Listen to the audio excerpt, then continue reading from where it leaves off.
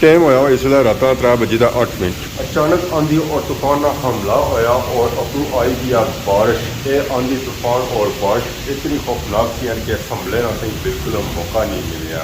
जिथा जिथा इकड़ियाँ टेरियां ना उतों इकड़ियां चोई ना नीचे आई गई। बाकी प्रशासन सूरत हाल चेक करेगी कि बारिश किस स्पीड न लगी है, मतलब कि बारिश हो रही है मुखालफ सी मसूं फिर भी बारिश पानी ये अंदर आई गया। ये सूरत हाल चेक करेगी कि किस स्पीड न बारिश लगी हुई है। बारिश सारा पानी अगरों नीचे आई गया और इतों ये नीचे टेक गया। तो ये नीचे ही सूरत हाल चेक करेगी इधर अगे जान नहीं होना पाया कि बारिश लगी हुई है। सारी फंड उदों इधर आई गया। तो बाकी ऐसा इलाके एरिया सूरत हाल चेक करेगी ग्रां सौ कि इधरों नज़र आई रहा सी वो भी बिजली चमकने नाल। इस तो इलावा असा कि ग्रां सौ नज़र नहीं अच्छा नहीं आया।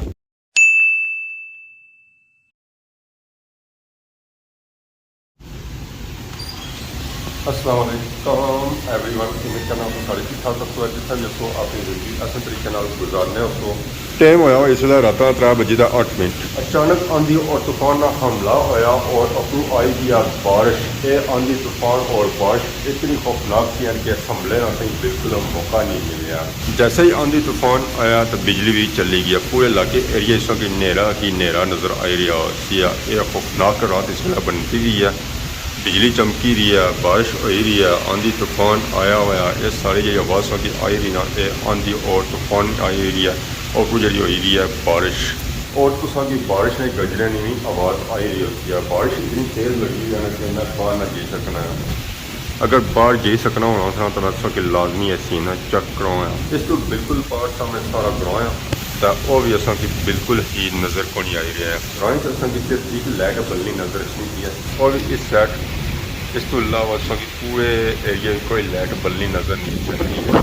ज़ाहिर है आंधी तूफान इतना खौफनाक है तो लाइटा तो नज़र इतना लाइटा में नसनियाँ भी इस वेला इस आंधी तूफान को। तो फिर असा क्या चीज़ सा इस आंधी तूफान ने अगे असा की उठी का नसना पाया इस आंधी और तूफान की वजह से। सब की बारिश से तो दोबारा बड़ी चेक कर सकने जिथा जिथा इकड़ियाँ टेरियां ना उतों इकड़ियाँ चोई ना नीचे आई गई। तो बाकी प्रशासन सूरत हाल चेक करेगी कि बारिश किस स्पीड न लगी है। ये साडा दोबारा ही और बारिशों का रुख है ना वो भी अगली वाली साइड है। मतलब कि बारिश हो रही है मुखालफ सी मसूं फिर भी बारिश पानी ये अंदर आई गया। तो अगर अस अगे जाना तो सिर्फ अंदाज़ा कर सकते कि ये बारिश किस स्पीड में लगी है। इस जगह अंदाज़ा कर सकते हो कि बारिश किस स्पीड में लगी हुई है और पानी किस तरह चोई चोई है जी रहा है। अगर मैं कोल जी सक रहा हूँ तब तक मैं लाजमी चक रहा हूँ। हम बारिश इतनी सख्त लगी हुई है कि मैं कोल ना जी सकना है और कि मैं ये सीन ना चेक कर सकता। अगर बारिश थोड़ी मठी हुई है तो मैं कोशिश करता कि अगर जाए और ये सीन चेक कराऊँ। फिलहाल मैं अगर बिल्कुल ना जी सकना क्योंकि बारिश बहुत ही तेज़ लगी हुई है। जितनी तेज़ बारिश लगी हुई है ना उतनी ही सख्त बिजली भी चमकी रही है। चमकने साथ बिजली गर्जी भी बहुत ही सख्त रही है। अल्लाह पाक रहम फरमान।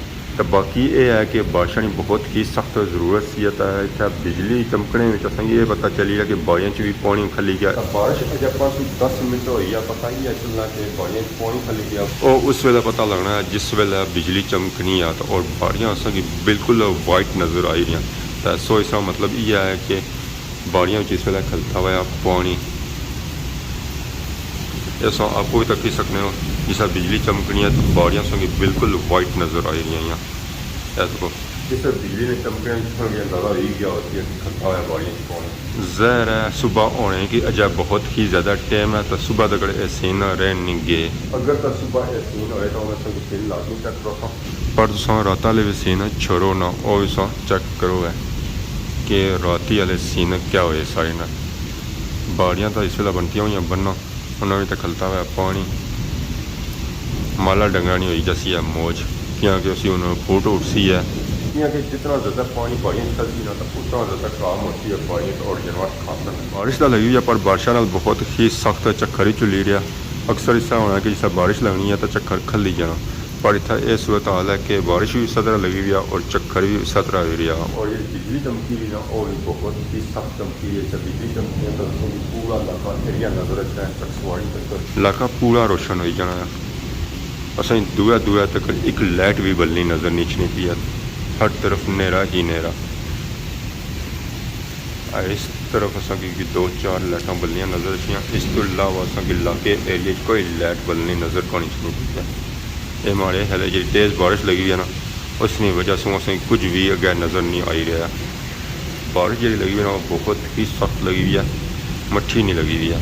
अगर ये दिहाड़ी वाले सीन होने से ना तो मैं इलाका एरिया चेक कराऊँगा क्योंकि रात में अंधेरे जो भी नज़र नहीं आएंगे। तब बाकी है कि तुम रात वाले सीन तको है कि क्या सूरत हाल बनती है इलाके एरिया में।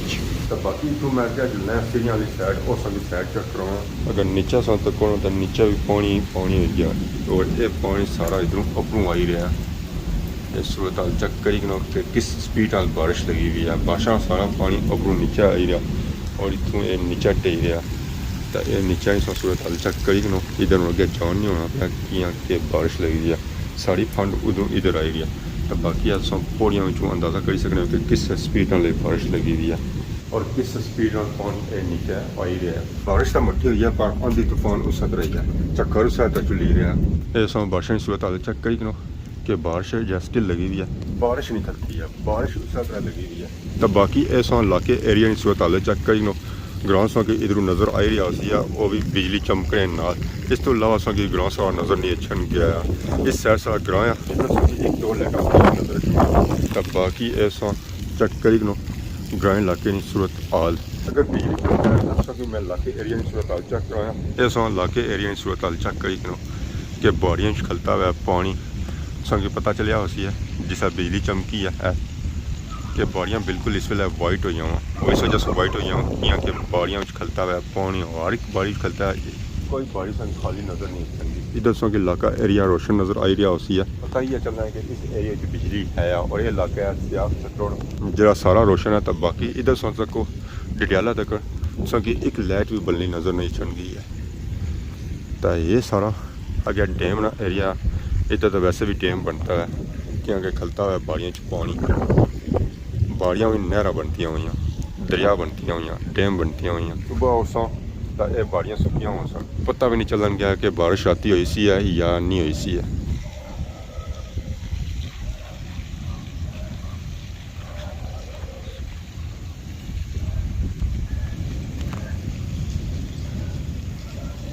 वैसे तो हर तरफ अंधेराई नज़र आ रही है पर जिस बिजली चमकनी है तो पता लगना कि इलाका एरिया काफ़ी दूर तक है। और इस बिजली चमकने में की बाड़ियाँ और उसने खलता हुआ पानी बिल्कुल साफ सुथरा नज़र आ रहा है, क्लीयर नज़र आ रहा है कि वाकई बाड़ियों में पानी खलता हुआ है।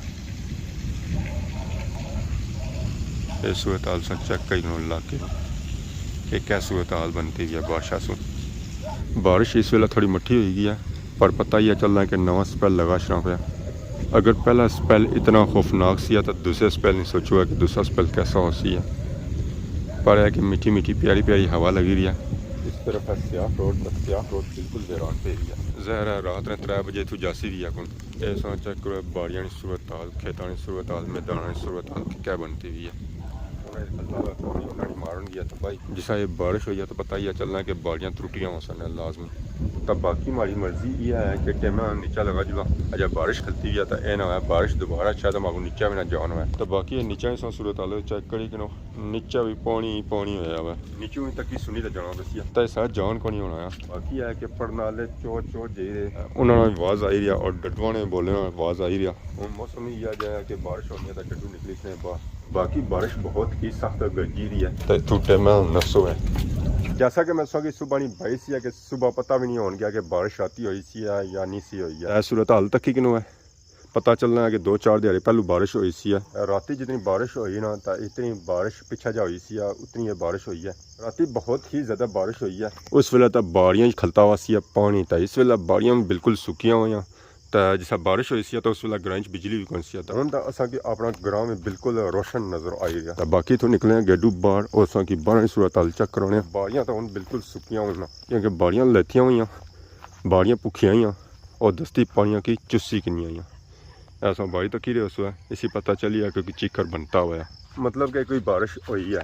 बाकी मेरे एरिए भी बकरियाँ आई हुई चरा शरा कड़ी रही लुंग शुंग खाई रही जहरा बनाई हूँ मौका मिलिया राती तो बारिश वो अंदर नसियाँ सा होना है कि बाहर निकलती अंदर चरा शरा करी रही।